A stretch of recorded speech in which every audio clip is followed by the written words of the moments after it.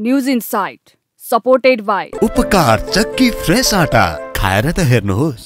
Plumber pipes र fitting टिकिरहन्छ चलिरहन्छ। स्वास्थ्य र शक्तिको लागि उपकार हनी।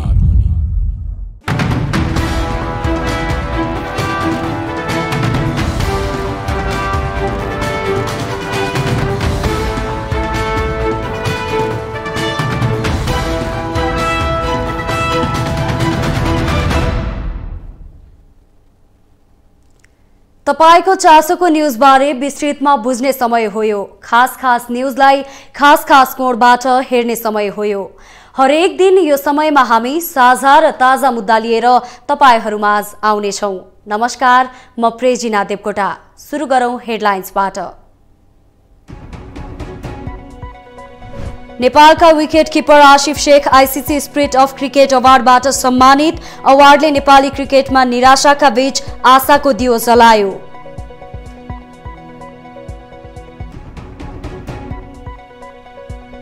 सन्दीप लामिछानेलाई राष्ट्रिय टोलीमा फर्काउन क्यानले सबै विकल्पमा छलफल थाल्यो। 7-3 स्पोर्ट्स संघको सम्झौता गम्भीर गल्ती भएको क्यानको निष्कर्ष।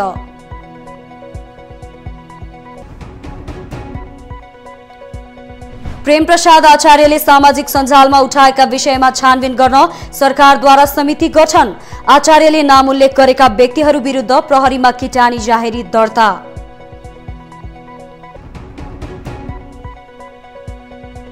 होटल तथा रेस्टुरेन्टले ग्राहकबाट लिँदै आएको सेवा शुल्क लिन नपाउने सर्वोच्चको फैसला। अब अतिरिक्त 10% सेवा शुल्क लिन नपाइने।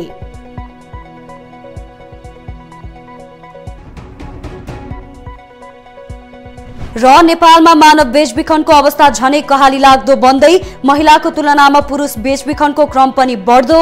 पुरुष बेचबिखन विषय भने गम्भीर बन्न सकेन।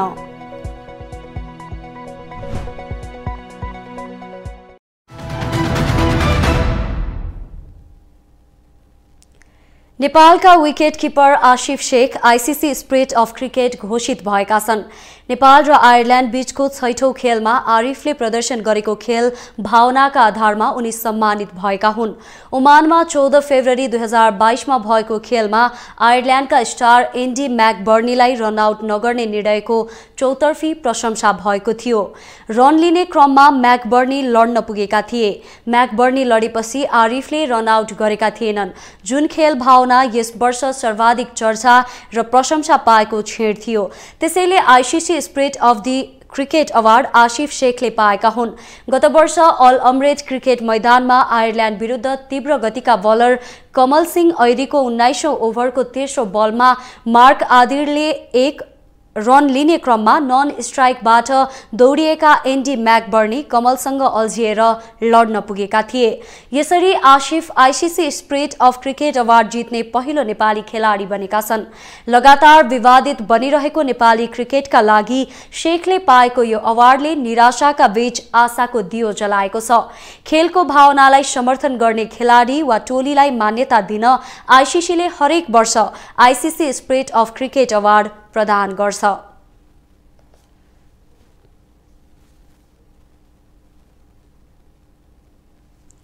नेपाल क्रिकेट संघ क्यानले सन्दीप लामिछानेलाई राष्ट्रिय टोलीमा फर्काउन आवश्यक तयारी थालेको छ। यसका लागि आवश्यक सबै पक्षसँग क्यानले छलफल अघि बढाएको छ। बिहीबार काठमाडौँमा आयोजित पत्रकार सम्मेलनमा क्यानले नेपालको कानूनले गरेको व्यवस्थालाई टेकेर सन्दीपको बारेमा निर्णय गर्ने जनाएको छ। अन्तर्राष्ट्रिय क्रिकेट परिषद आईसीसीले पनि सन्दीपको बारेमा नेपालको कानून अनुसार अघि बढ्ने भनेपछि सन्दीपलाई टिममा फर्काउने बारे क्यानले सबै विकल्पमा छलफल थालेको हो। सन्दीप लामिछाने नेपालको चाहिने खेलाडी भन्नेमा मलाई कुनै यहाँको कुनै लुगाउनु पर्ने कुरा छैन। तर नेपालको विद्यमान कानूनले हैन कुन खालको अथोरिटी दिन्छ त्यो हामीले सम्बन्धित ठाउँमा पहल गरेका छौं। त्यो अनुसार हामी अगाडि बढ्छौं। बलात्कारको आरोपमा कारागारमा रहेका सन्दीप उच्च अदालत पाटनको आदेशमा 20 लाख रुपैयाँ धरौटीमा रिहा भएका थिए। यता क्यानले नेपाल 2020 लीगको व्यावसायिक तथा रणनीतिक साझेदार 73 स्पोर्ट्स विरुद्ध कानुनी लडाईँमा जाने बताएको छ। 73 स्पोर्ट्सले प्रतियोगिताका विजेता तथा फ्रेन्चाइज टिमका खेलाडीले पाउनुपर्ने रकम उपलब्ध नगराए क्यान कानुनी लडाईँमा जाने भएको हो। 73 स्पोर्ट्स संघको सम्झौता गम्भीर गल्ती भएको पनि क्यानको निष्कर्ष छ। स्पोर्ट फिक्सिङ, म्याच फिक्सिङ लगायत कुनै खाले भ्रष्टाचारमा क्यानको कोही व्यक्ति, कर्मचारी, पदाधिकारी संलग्न छ भनेपछि त्यही अनुसार दण्डनीय छ। त्यसलाई हामी जुनसुकै हालतमा पनि हामी म लगायतका साथीहरू त्यो हामी आरोप चाहिँ स्वीकार गर्न तयार छौँ, कारबाही भोग्न तयार छौँ।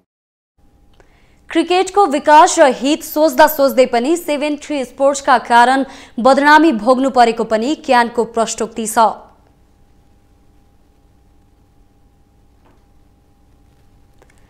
आफैलाई आगो लगाएपछि उपचारका क्रममा निधन भएका इलामका प्रेमप्रसाद आचार्यले सामाजिक सञ्जालमा उठाएका विषयमा छानबिन गर्न गृह मन्त्रालयका सहसचिवको नेतृत्वमा छानबिन समिति गठन गरिएको छ।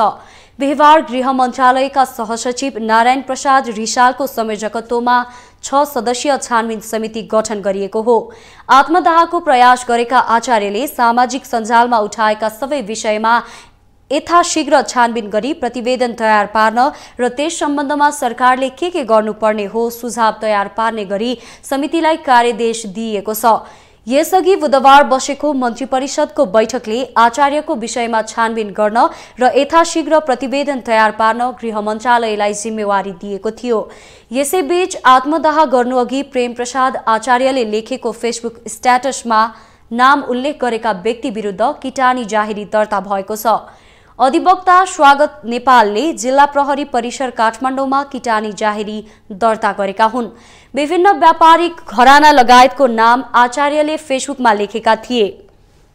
आचार्यले फेसबुक स्ट्याटसमा प्रधानमन्त्री पुष्पकमल दाहालदेखि विभिन्न उद्योगी व्यवसायीको नाम उल्लेख गरेका छन्। आचार्यले ती व्यवसायीले आफ्नो व्यवसायमा दुःख दिएको आरोप लगाएका छन्। उनले साझा विवेकशीलका तत्कालीन पदाधिकारीहरू विरुद्ध समेत आक्षेप लगाएका छन्।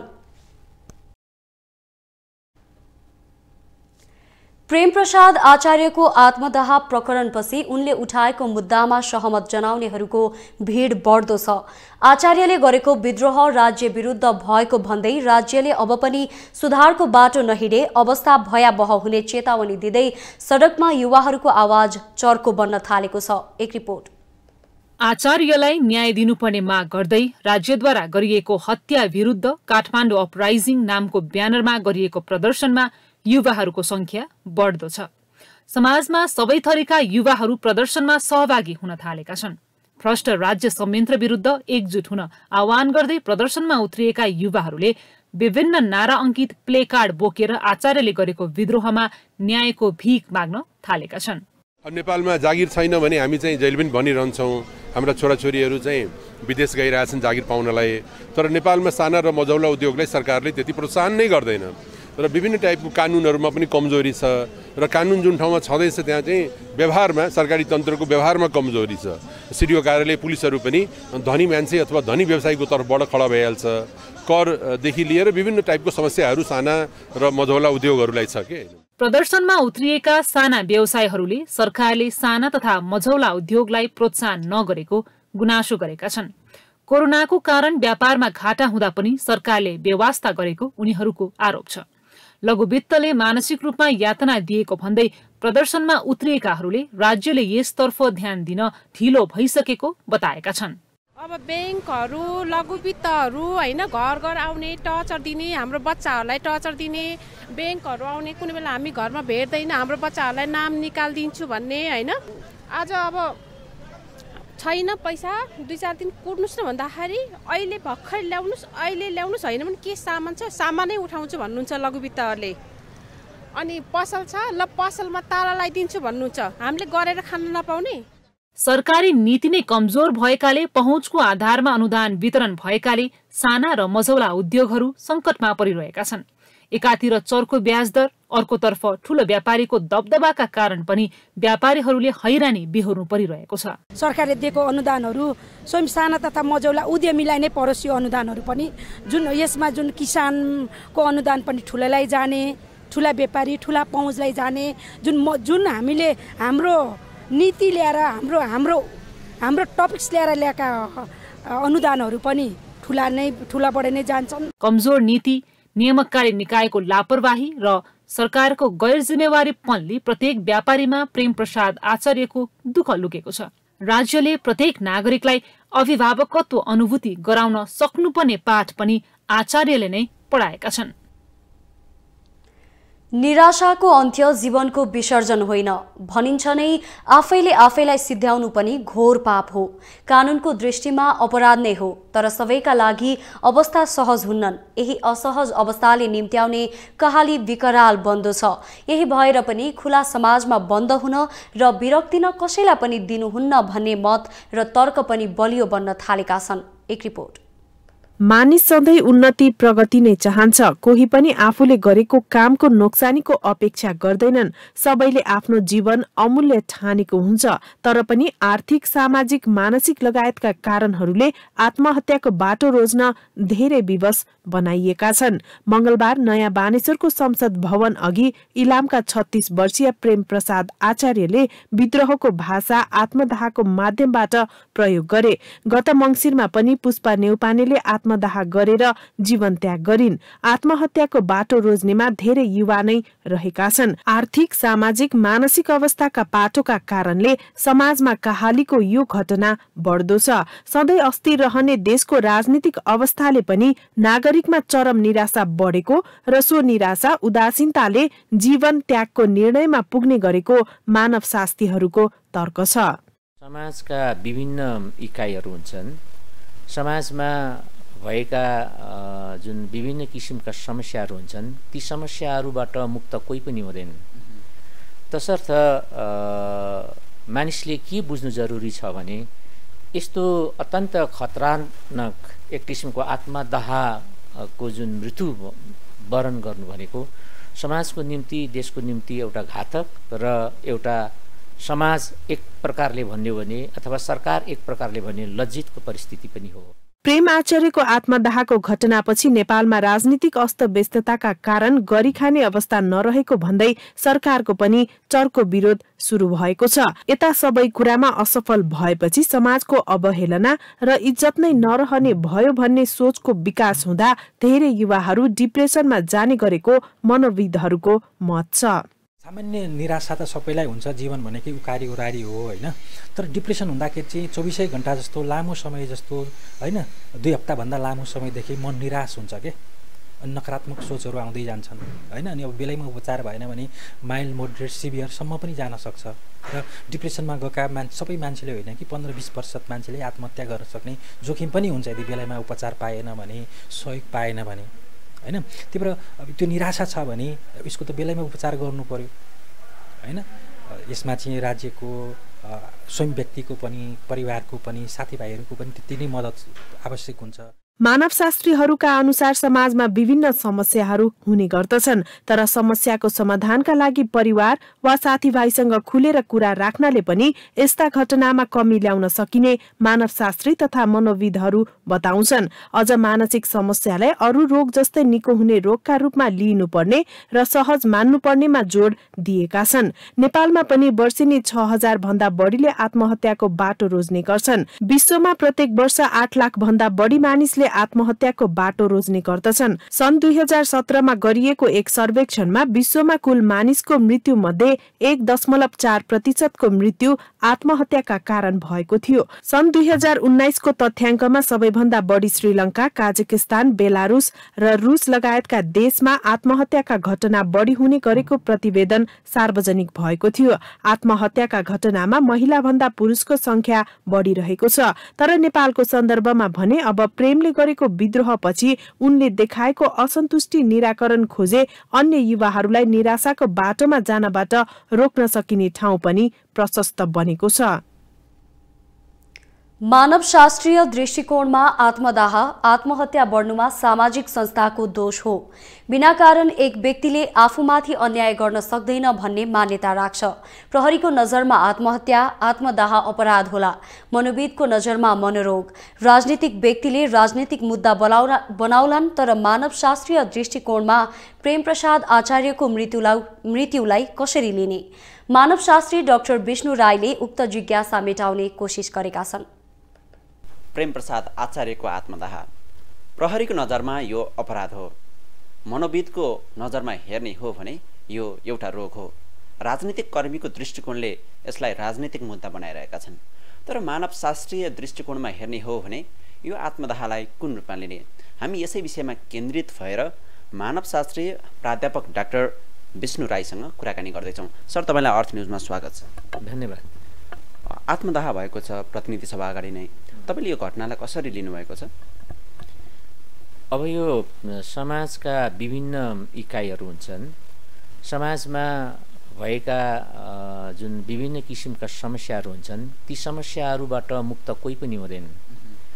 तसर्थ मानिसले के बुझ्नु जरुरी छ भने यस्तो अत्यन्त खतरानाक एक किसिमको आत्मदाहको जुन मृत्यु वरण गर्नु भनेको समाजको निम्ति, देशको निम्ति एउटा घातक र एउटा समाज एक प्रकारले भन्यो भने अथवा सरकार एक प्रकारले भन्यो लज्जितको परिस्थिति पनि हो।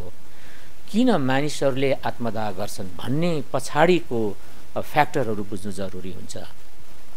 अब मानवशास्त्रको हिसाबले भन्ने हो भने थ्योरीकै सिद्धान्तको कुरा गरौँ, जस्तो इमाल दुर्खामले 1897मा सुसाइड भन्ने पुस्तक लेखे, जुन संसार प्रसिद्ध पुस्तक मानिन्छ।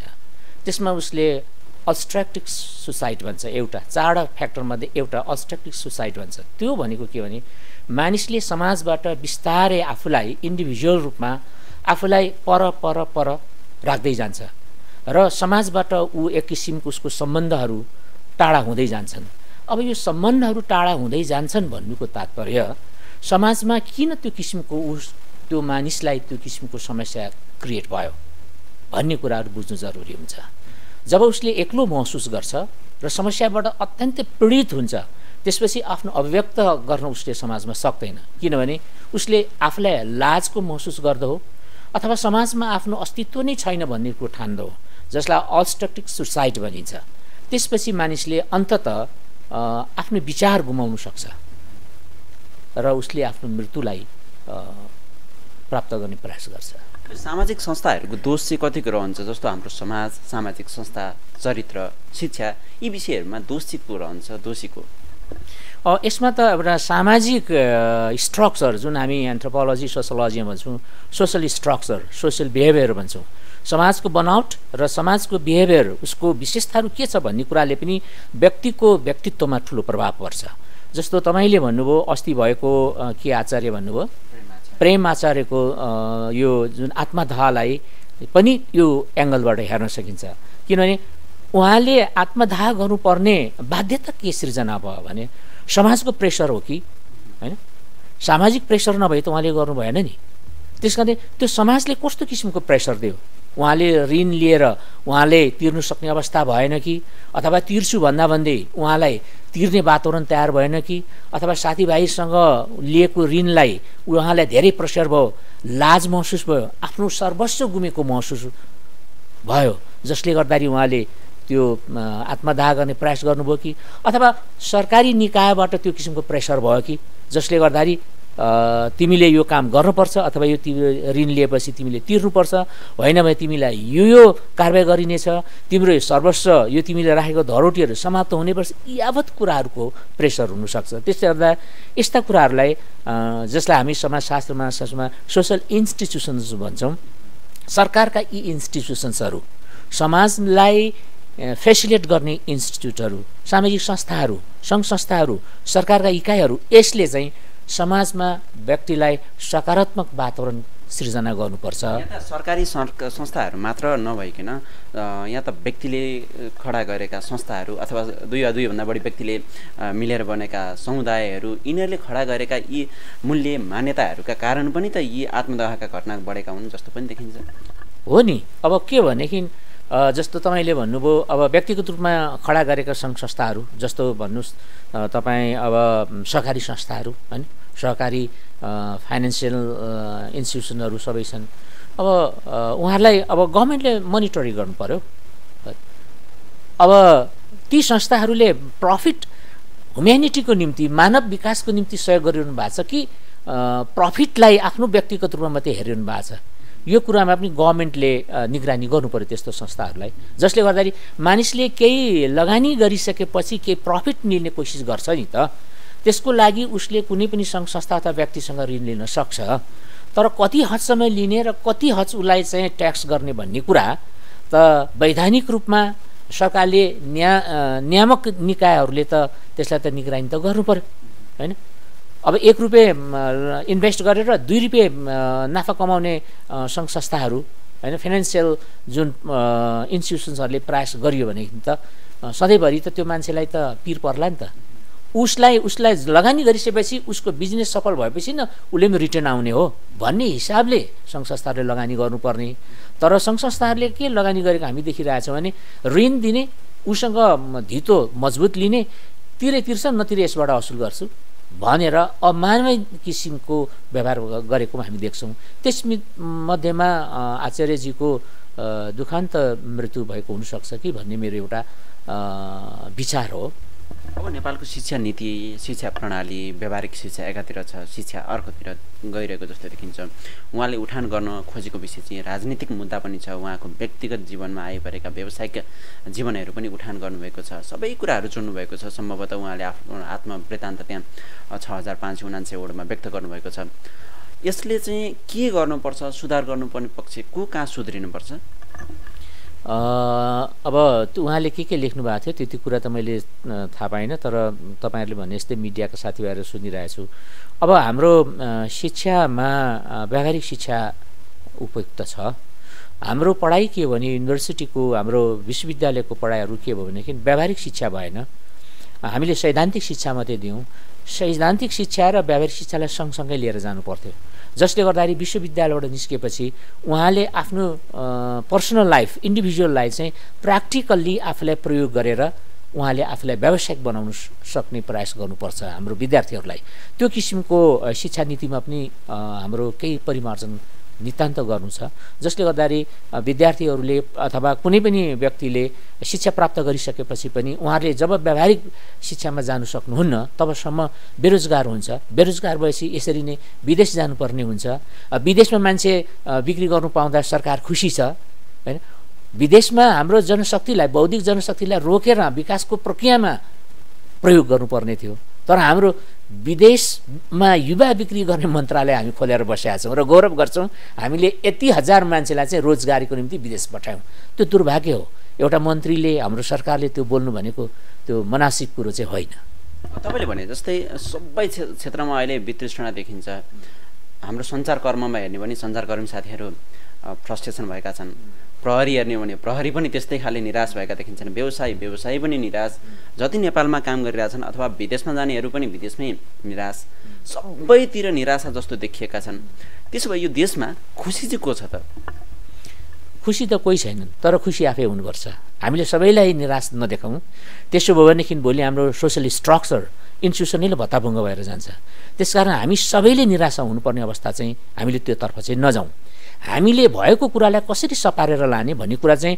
तत्त निकायमा बस्ने जिम्मेदारी पर्सनहरूले त्यसलाई कसरी करेक्सन गरेर जाने भन्ने पक्षमा जानुपर्छ र त्यसलाई एउटा ट्रान्सपेरेन्सी रूपमा जानुपर्छ निराशा किन बढ्यो भन्दाखेरि ट्रान्सपेरेन्सी गभर्मेन्ट भएन त्यसमा ट्रान्सपेरेन्सी गभर्मेन्ट कसरी बनाउने भन्ने कुरोमा जो त्यो निकायमा महत्त्वपूर्ण इन्स्टिट्युसनहरू बस्नु भएको छ प्रहरी कर्मचारी यी सबै जुन ब्युरोक्रेसीमा बस्नु भएको छ उहाँले ट्रान्सपेरेन्सी हुनु पर्यो र उहाँले देखाउनु पर्यो काम गरेर त्यसकारण हामीले सबै पक्षमा चाहिँ निराशा छ भन्ने पक्षमा नजाउँ सकारात्मक पक्षहरू धेरै छन् तर यतिले पुग्दैन हामीले सबै पक्षलाई चाहिँ समावेशीको कुरा छ पहिचानको कुरा छ यी सबै पक्षका मानिसहरूलाई युनाइट गरेर विकासको प्रक्रियामा अगाडि लानुपर्छ र इन्भल्भ गराउनुपर्छ जवाफदेही बनाउनुपर्छ र जिम्मा दिनुपर्छ होइन सर्टेन 4-5 जना मान्छेले मात्रै देश चलाउने हो र हामी नै मात्र छौँ भन्नु भनेदेखि उहाँले चाहिँ बिगार्ने प्रक्रिया त त्यही हो अहिले 5% मान्छेले देश सञ्चालन गरिरहेछ। तपाईँ हामी जस्ता मान्छे त काम चलाउको निम्ति बोल्ने हिँड्ने इत्यादि गरिरहेको होला, तर कोर मानिसहरूले जुन यो कुराहरू सञ्चालन गरिरहनु भएको छ, देश चलाइरहनु भएको छ, यसलाई चाहिँ परिमार्जन गर्नुपर्छ। निराशा भन्ने पक्षमा चाहिँ हामी अहिले तत्काल जानु हुँदैन। यसले ठुलो फेरि अर्को आत्मदाहको सङ्ख्या बढ्न सक्छ। त्यसतर्फ सचेत हुनुपर्छ हामीले। तपाईँको महत्त्वपूर्ण समय र सम्वादका लागि धेरै धेरै धन्यवाद। धन्यवाद। तपाईलाई न्युज इनसाइटमा पुनः जोड्नेछौँ। पूर्व प्रधान न्यायाधीश सुशीला कार्कीले राष्ट्रपति विद्यादेवी भण्डारी राजा जस्तै भएको टिप्पणी गरेकी छन्। राष्ट्रपति शीतल निवासबाट बाहिर निस्कदा सवारी जाम गर्ने गरेको कार्कीको आरोप छ। बिहिबार काठमाडौँमा प्रेस काउन्सिल नेपाल कानून समाज लगायतका संस्थाले संयुक्त रूपमा आयोजना गरेको राष्ट्रिय कार्यशाला गोष्ठीमा बोल्दै पूर्व प्रधान न्यायाधीश कार्कीले राष्ट्रपति भण्डारीको सवारीका कारण आफूले दुःख भोग्दै आएको गुनासो गरिन्। राष्ट्रपतिबाट मैले पनि दुःख पाएँ। मैले कहाँबाट म आउनुपर्ने, एकदम सर्टकट नजदिकमा आउनुपर्ने, म धेरै घुमेर चाहिँ आएको हुँ म पनि आज। र त्यो हाम्रो एउटा कस्तो भनेदेखि राजाले ठिक गरेनन् भनेर आउने मान्छेहरू राजै जस्तो भए।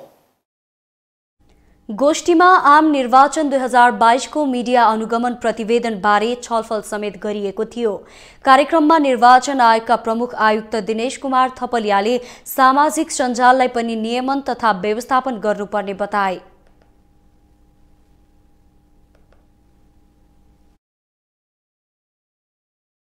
आयुक्त थपलियाले सफ्टवेयर मार्फत नियमनको व्यवस्था गर्न समेत प्रेस काउन्सिललाई सुझाएका छन्।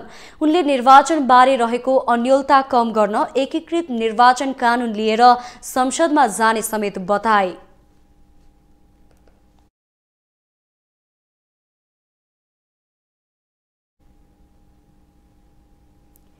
गगन थापा कम बोल्न थालेका छन्, अझ भनौं बोल्नै छाडेका छन्।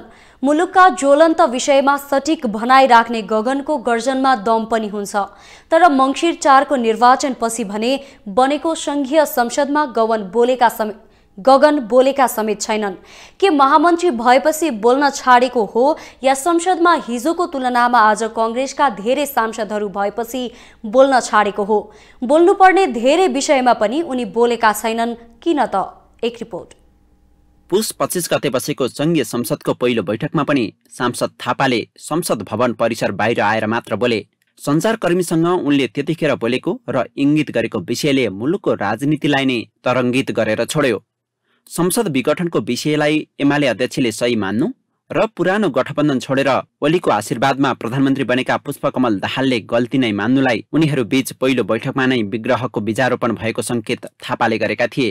अब हामीले फेरि प्रतिपक्षले ठ्याक्कै प्रतिपक्ष भूमिका निर्वाह गर्नुपर्यो। प्रतिपक्षमा बस्नेले बेला बेलामा सरकार जस्तो हुन खोज्ने, सरकारमा बस्नेले प्रतिपक्ष जस्तो हुन खोज्नु भएन। सरकारमा बस्ने सरकारै हो, उसले स्वरेयाना सरकारको जिम्मेवारी निर्वाह गरोस्। हामी अहिले प्रतिपक्षै हो। हामीले प्रतिपक्षभन्दा दायाँ बायाँ म कता कता विश्वासको मत यो त्यो सुन्छु। प्रतिपक्षले आफ्नो प्रतिपक्ष ठाउँमा बस्ने हो। सरकारप्रतिको यो हाम्रो प्रक्रियामा बसेर हामीले विश्वासको मतको खिलाफमा आफ्नो मतदान गर्ने हो र हाम्रो प्रतिपक्षको जिम्मेवारी निर्वाह गर्ने हो। पुष्पकमल दाहाल सरकारलाई विश्वासको मत दिँदा नोट अफ डिसेन्ट लेखेका सांसद थापाले दाहाल सरकारको बारेमा नै संसदमा आफ्नो धारणा राख्थे, तर त्यो पनि गरेनन्। संसदमा आएका कांग्रेसका नयाँ अनुहारहरूले भने धेरै विषय उठाए, तर कुनै पनि विषयमा उनले आफ्नो धारणा राखेनन्। यतिसम्म कि यति एयरलाइन्सको पोखरामा भएको विमान दुर्घटनाको विषयमा पनि उनले मौनता नै साधे। हरेक विषयमा तार्किक शैलीमा पेश गर्ने थापाको भनाइ ओजपूर्ण पनि हुने गर्दा धेरैले यो अवस्थामा खल्लो महसुस गरिरहेका छन्। यस बीचमा महामन्त्री थापाले पुस 30 गते भएको एक पुस्तक विमोचनमा आफ्नो धारणा राखे। त्यसयता उनले कतै बोलेका छैनन्। इलामका प्रेम प्रसाद आचार्यको विद्रोह प्रकरणमा पनि उनले सामाजिक सञ्जालमा स्ट्याटस लेख्दै गरिखाने मान्छेले न्यायोचित व्यवहार पाउन यो सिस्टम पुरै मर्मत गर्ने अठोट चाहेको उल्लेख गरेका छन्। हुन त हिजोको संसदमा नेपाली कांग्रेसका प्रतिनिधि कम हुँदा बोल्ने नै कम थिए। डाक्टर मिनेन्द्र रिजाल, डाक्टर डिला संग्रौला र गगन थापाले कांग्रेसको भार संसदभित्र थामेका थिए। तर अहिले कांग्रेसका सांसद धेरै छन्, तर पनि केही विषय जो गम्भीर छन् त्यसको विषयमा पनि सांसद थापाको धारणा संसदमा सुनिन छोडेको छ। यो मौनता कुनै बाध्यता हो या कुनै सङ्केत यो उनलाई नै थाहा होला। सर्वोच्च अदालतले होटल रेस्टुरेन्टले ग्राहकबाट लिँदै आएको सेवा शुल्क लिन नपाउने फैसला गरेको छ। बुधबार सर्वोच्च अदालतको संवैधानिक इजलासले सर्भिस चार्ज लिने गरी बनेको श्रम ऐनको केही प्रावधान संविधानसँग बाझिएको भन्दै अमान्य घोषित गरेपछि सर्भिस चार्ज अमान्य घोषित भएको हो। सर्वोच्चले संविधानको धारा 44 र धारा 115(1) को भावना र मर्म अनुकूल नदेखिएको भन्दै श्रम ऐन र नियमावलीको ती व्यवस्था बुधबारदेखि लागू हुने गरी सेवा शुल्क लिन नपाउने फैसला गरेको हो। यसअघि होटल रेस्टुरेन्टहरूले श्रम ऐन 2074 को दफा 87(3) र श्रम नियमावली 2075 को नियम 82 को प्रावधानका आधारमा ग्राहकबाट अतिरिक्त 10% सेवा शुल्क उठाउँदै आएका थिए।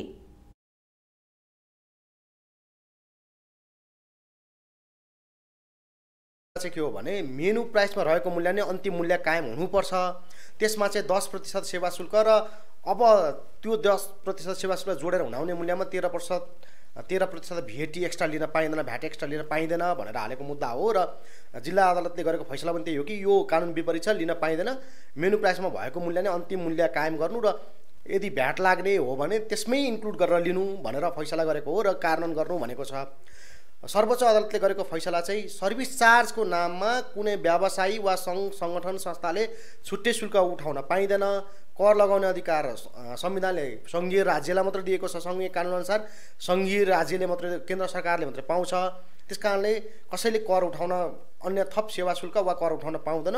त्यो कानुन विपरीत छ, संविधान विपरीत भएको कारणले कर उठाउन सम्बन्धी कुनै कानुनी व्यवस्था ऐनमा व्यवस्था गरिएको छ भने त्यो पनि हटाउनु र आजैको मितिबाट भनेको 2079 साल माघको 11 गतेदेखि नै त्यो सेवा शुल्क मुख्यतः 10% सर्भिस चार्ज नलिनु, लिने व्यवस्था हटाउनु भन्ने परमादेश सहितको फैसला हो। दुई बीचको भिन्नता भने यति नै छ।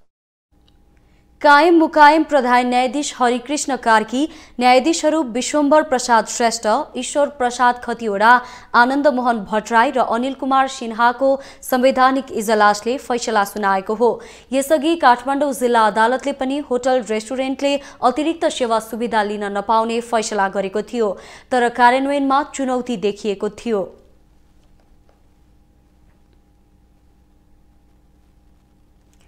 नेपालमा महिला मात्र नभई पुरुषहरू पनि बेचिन थालेका छन्।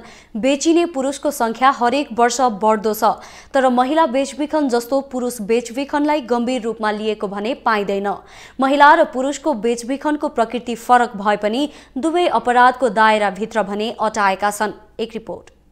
पछिल्लो 5 वर्षको तथ्याङ्कलाई केलाउँदा नेपालबाट महिला र पुरुष गरी 3893 जना बेचबिखनमा परेका छन्।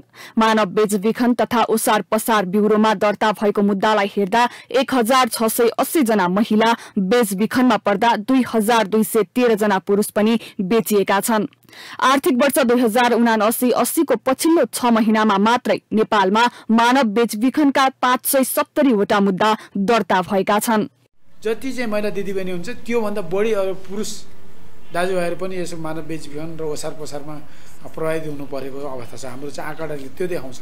त्यही भएर हामीले अहिले प्रभावित मानव बेचबिखनबाट प्रभावित भनेर हामीले चाहिँ उहाँहरूलाई चाहिँ आइडेन्टिफाई गर्ने गरेका छौँ।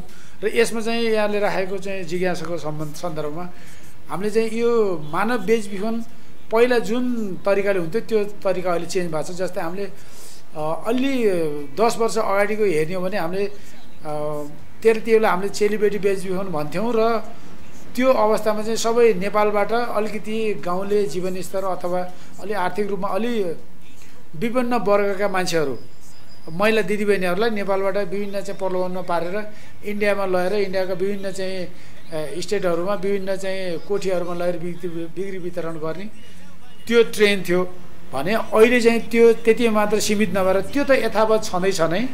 त्योभन्दा अर्को तरिकाले अहिले विभिन्न अलिकति त्यो स्तरभन्दा अलि चाहिँ आर्थिक रूपमा सबल भएका चाहिँ परिवार र समुदायहरूबाट पनि मान्छे मानव बेचबिखनमा पर्ने गरेको छ। बेचबिखनमा पर्नेमा धेरै जसो 18 देखि 25 वर्षका युवा युवतीहरू रहेको तथ्याङ्कले देखाएको छ। आर्थिक वर्ष 2075-76 देखि 2079-80 सम्म आउँदा बेचबिखनमा परेकाहरू मध्ये 573 जनाको मात्रै उद्धार भएको छ, जसमा बालबालिकाहरू मात्रै 144 जना रहेका छन् भने महिलाहरू 252 जना र पुरुषहरू 177 जना रहेका छन्। र अहिलेको अवस्थामा के छ भने त्यो देशभन्दा अन्य देशहरू जस्तै जुन देशमा हाम्रो चाहिँ श्रम सम्झौता भएको छैन, जस्तै इराक भयो, कुवेत भयो, सिरिया, लिबिया, त्यस्तै गरेर साउदी अरब भयो, ती गल्फ कन्ट्रीका यी अरबिक देशहरू जहाँ चाहिँ हाम्रो देशसित श्रम सम्झौता छैन, ती देशहरूमा बढी चाहिँ यहाँबाट दुबईसम्म चाहिँ भिजिट भिसामा लाने अनि त्यहाँबाट अघि मैले भने जस्तो गरेर त्यो देशमा लगेर चाहिँ अलपत्र पार्ने र त्यहाँ अलपत्र परिसकेपछि रेस्क्यु गर्न खोज्दाखेरि प्रत्येक व्यक्तिले चाहिँ उसको यहाँबाट जाँदाखेरि चाहिँ उसलाई चाहिँ 5 लाख रुपियाँ चाहिँ हाम्रो नेपाली चाहिँ एजेन्टले किनेको हुँदो रहेछ त्यहाँ। अनि यदि हामीले चाहिँ उसलाई रेस्क्यु गरेर ल्याउनु पर्यो भने उसलाई चाहिँ 10 लाख उल्टो उसले फिर्ती मागेर हाम्रो नेपाली दिदीबहिनी दाजुभाइहरूले त्यहाँ अलपत्र पारेर राखेको अवस्था हुन्छ। मानव बेचबिखन तथा ओसार पसार सम्बन्धित ऐन 2064ले मानव बेचबिखन तथा ओसार पसार सम्बन्धी विभिन्न कसुरजन्य कार्य गर्ने व्यक्तिलाई कडा सजायको व्यवस्था गरेको भए पनि नेपालमा भने बेचबिखनको अपराध फस्टाउँदै गएको छ। राष्ट्रिय मानव अधिकार आयोगले सन् 2019मा 15 लाख नेपालीहरू मानव बेचबिखनको जोखिममा रहेको अनुमान गरेको थियो। यसरी प्रत्येक वर्ष मानव बेचबिखन बढ्दै जानुमा देशको अस्थिर राजनीतिक अवस्था र देशभित्र बढ्दो गरिबीलाई मानिएको छ। बेचबिखनमा परेका महिलाहरू बढी जसो यौनजन्य क्रियाकलापमा संलग्न गराउने गरिएको छ भने पुरुषलाई निष्कृष्ट श्रममा लगाउने गरिएको पाइएको छ। बेचिएकाहरू देशभित्र नभई अधिकांश वैदेशिक रोजगारीमा रहेका छन्। ज्ञान विद्या तथा विवेककी देवी सरस्वतीको पूजा अर्चना गर्दै बिहिबार श्री पञ्चमी पर्व मनाइएको छ। यस अवसरमा देशभरका सरस्वती मन्दिरहरूमा बालबालिकाको पहिलो अक्षरारम्भ गरियो भने विद्यार्थी तथा कला साधकहरूले माता सरस्वतीको श्रद्धा भक्तिपूर्वक पूजा अर्चना गरे। यही दिन ऐतिहासिक बसन्तपुर दरबार क्षेत्रमा बसन्त श्रवणको चलन पनि रहिआएको छ। एक रिपोर्ट। बसन्त पञ्चमीको अवसरमा धेरै बालबालिकाले अक्षरारम्भ गरे। बालबालिकालाई सरस्वती मन्दिर तथा विद्यालय लगेर अभिभावकले विद्या आर्जन सुरु गराएका हुन्। सरस्वती पूजालाई बालबालिकाको अक्षरारम्भ गर्ने उत्तम साइत मानिएकाले पनि आजका दिनमा सरस्वती मन्दिरमा भिड लाग्ने गरेको छ।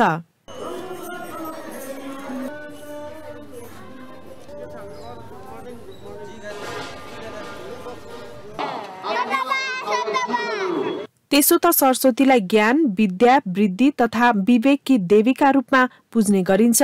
त्यसैले पनि सरस्वती प्रति आस्थावान व्यक्तिहरू बिहानै सरस्वतीको मन्दिर पुगे र पूजा अर्चना गरे। उहाँको आस्था छ, उहाँकोबाट विद्या पाइन्छ भन्ने हामीले त्यसै आस्थाको कारणले उहाँको हामीले पूजा गर्ने गरेको छौँ। हरेक वर्ष माघ शुक्ल पञ्चमीका दिन श्री पञ्चमी पर्व मनाइने गरिन्छ। काठमाडौँ उपत्यकाका स्वयम्भू, मैती देवी र लाजिमपाट स्थित नील सरस्वती, ललितपुरको लेले लगायत अन्य जिल्लामा रहेका सरस्वतीका मठ मन्दिरमा बिहानैदेखि भक्तजनको घुइँचो थियो। चन्द्रमा जस्तो गोरो वर्ण भएकी, हातमा पुस्तकका साथ वीणा धारण गरेकी विद्याकी देवी सरस्वतीलाई विभिन्न स्तोत्र पाठ गर्ने गरिन्छ। सरस्वतीलाई ब्राह्मी, भारती, शारदा, हंसवाहिनी, जगन्माता, बागेश्वरी, कौमारी, वरदायिनी, बुद्धिदात्री, ब्रह्मचारिणी, चन्द्रघण्टा र भुवनेश्वरी जस्ता नामले पुकारिन्छ। हाम्रो जुन चाहिँ शिक्षा सुरु हुन्छ सरस्वती माताकै दिनबाट चाहिँ सुरु हुने भएको भएर हामी चाहिँ आज यो सरस्वती पूजा मनाउँछ र आजको दिनबाट चाहिँ यो वसन्त ऋतु पनि सुरु हुने हुनाले चाहिँ र सानो बच्चालाई अक्षरारम्भ भन्छ, त्यो चाहिँ अक्षर सिकाउने चाहिँ आजको दिनलाई एकदम शुभ मान्य भएर आजको दिनलाई चाहिँ अलिकति विशेष महत्त्वको साथ हेरिन्छ र माता पनि स्वयं मन्दिरमा उपस्थित हुनुहुन्छ भन्ने एउटा जनविश्वास छ। आजका दिनलाई बसन्त पञ्चमीका नामले पनि पुकारिन्छ। आजका दिनबाट उजाड मानिने हेमन्त ऋतुको अन्त्य भई बसन्त ऋतु शुभारम्भ हुने, बोट बिरुवामा पालुवा पलाउने, चिसो मौसम अन्त्य भई गर्मी मौसम सुरु हुने मान्यता पनि छ। उक्त अवसरमा राष्ट्रपति विद्यादेवी भण्डारीले हनुमान ढोका दरबार स्थित नासल चोक पुगेर बसन्त श्रवण समेत गरेकी छिन्।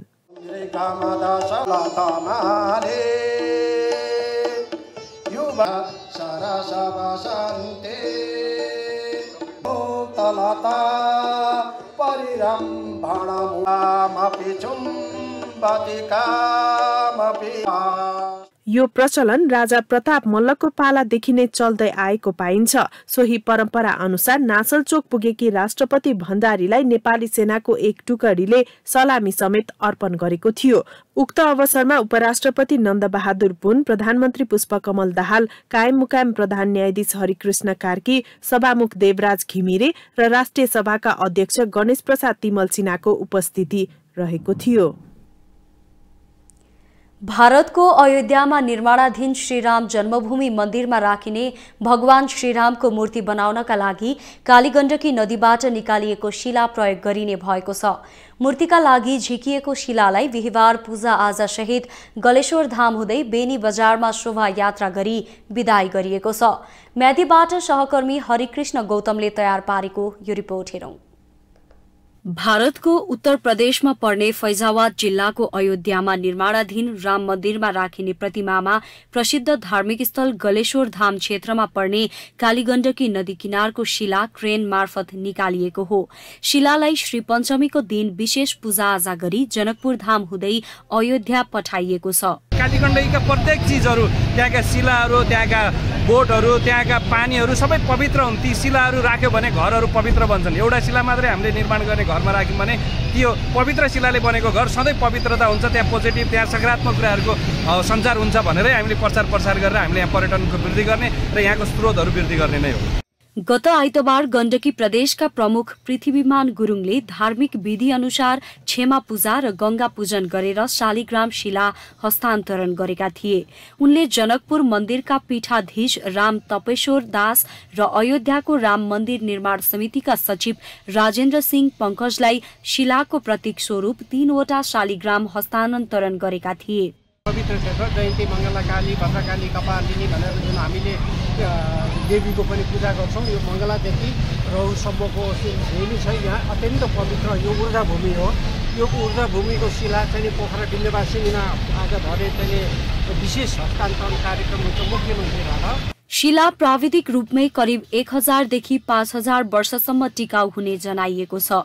नेपाल सरकारको मन्त्री परिषद बैठकको निर्णय अनुसार 18 र 16 मेट्रिक टन तौल भएका 7 फिट लम्बाई, 5 फिट चौडाई र 3.5 फिट मोटाइका क्वाजराइट र क्यालसाइट नाम गरेको शिलालाई अयोध्या पठाइएको हो। हाम्रो यहाँको चाहिँ महत्त्व र हाम्रो चाहिँ हिन्दू धर्मको चाहिँ गौरव र गलेश्वर क्षेत्र बेनी नगरपालिका कालीगण्डकीको पवित्रता सम्बन्धी हाम्रो यहाँबाट जनकपुर हुँदै अयोध्या समस्त भारतवर्षमा यहाँको चाहिँ कीर्ति फैलिनेछ। शालिग्राम शिला पाइने विश्वकै एकमात्र नदी कालीगण्डकीको शिलाबाट हिन्दूहरूको प्रसिद्ध धार्मिक स्थल अयोध्यामा भगवान श्रीरामको बाल रूपको मूर्ति निर्माण गरिनेछ। शालिग्रामलाई हिन्दू धर्मावलम्बीले भगवान श्रीहरि विष्णुको अवतारका रूपमा पूज्ने गरिन्छ। शालिग्राम शिला पाइने मुस्ताङ, म्याग्दी र पर्वत खण्डको नदी आसपासका क्रसर व्यवसायीको दोहन र सड़क विस्तारको कारण शालिग्राम पाउनु आजभोलि मुस्किल बन्दै गएको छ। तपाईलाई न्यूज इनसाइटमा पुनः जोड्नेछौं। कोरोना महामारीका कारण सन् 2022 विश्व समुदायका लागि एउटा खराब सपना झैं रह्यो। रूस र युक्रेन बीचको युद्ध, चर्को महँगीले कोरोना महामारीले थलिएको वैश्विक अर्थतन्त्रमा झनै आघात पुर्यायो। शक्ति मुलुकदेखि शक्तिहीन मुलुकहरूको हालत एउटै रह्यो, जताततै निराशा अनि घोर निराशा। एक रिपोर्ट। अमेरिकामा बढ्दो महँगी नियन्त्रण गर्न भन्दै फेडरल रिजर्भ ब्याङ्कले चालेको कदमले धेरै देशको अर्थव्यवस्था धर्मराउन पुगेको थियो। यता रूसमाथि लगाइएको प्रतिबन्धको असर समग्र युरोपेली मुलुकमा पर्यो। चीन, England, Germany, France, Argentina, Australia, Sri Lanka र पाकिस्तान जस्ता देशमा आर्थिक अवस्था संकटपूर्ण देखियो। कतिपय देश चरम आर्थिक संकटमा फसे भने केही देशमा खाद्यान्नको अवस्था विकराल बन्यो। इन्धनको कमीको कारण केही देशको अवस्था नाजुक नै देखियो। अन्तर्राष्ट्रिय मुद्रा कोष IMF का अनुसार सन् 2021 मा 6% रहेको वैश्विक विकास दर 2022 मा 3.2% झरेको थियो। सन् 2023 मा यो 2.7% रहने अनुमान गरिएको छ। सन् 2021 मा वैश्विक महँगीको दर 4.7% थियो। यो सन् 2022 मा बढेर 8.8% मा पुगेको थियो। 2023 मा भने यो 6.5% को हाराहारीमा रहने अनुमान गरिएको छ। यता विश्व बैंकले जनाए अनुसार अमेरिका 20.89 ट्रिलियनको कारोबारका साथ विश्वको सबैभन्दा ठूलो अर्थव्यवस्था भएको मुलुक बनेको थियो। यस्तै चीन 14.72 ट्रिलियनका साथ दोस्रो, जापान 5.06 ट्रिलियनका साथ विश्वको तेस्रो ठूलो अर्थव्यवस्था भएको मुलुक बनेको थियो।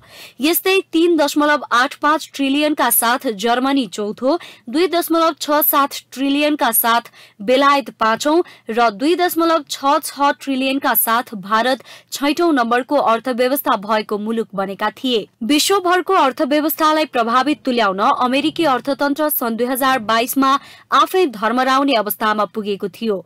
अमेरिकामा बढेको चर्को ब्याजदरले ल्याएको समस्या विकराल नै बन्यो। अमेरिकामा बढेको महँगीले अमेरिकी नागरिक घर किन्न पनि नसक्ने अवस्थामा पुगे, जसको कारण ठूलो संख्यामा अमेरिकी नागरिकहरूले घर किन्नु भन्दा पनि भाडामा घर लिनुलाई उचित माने र त्यसै गरे। दक्षिण अमेरिकी मुलुकहरू अर्जेन्टिना, ब्राजिल र भेनेजुएला जस्तो देशमा महँगीले जनजीवन अस्तव्यस्त नै बन्यो। श्रीलंकाको राजनीतिमा वर्षौंदेखि राज गर्दै आएका प्रेम दासा परिवार विदेश नै पलायन हुनु पर्यो। यस्तै बेलायतमा प्रधानमन्त्री पद नै अस्थिर बन्न पुग्यो। पाकिस्तानको हालत यसरी नाजुक बन्यो जसको असरमा अहिले पनि पाक नागरिकहरू पिल्सिरहेका छन्। देश विदेशका यस्तै विभिन्न विषयवस्तुसँग हामी तपाईलाई जोडिरहनेछौं न्यूज इनसाइटमा। नमस्ते।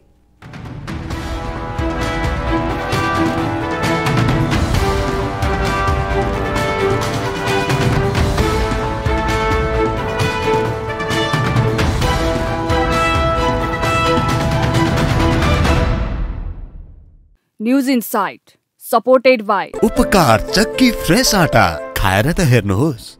प्लम्बर पाइप्स र फिटिङ टिकिरहन्छ, चलिरहन्छ। स्वास्थ्य र शक्तिको लागि उपकार हनी।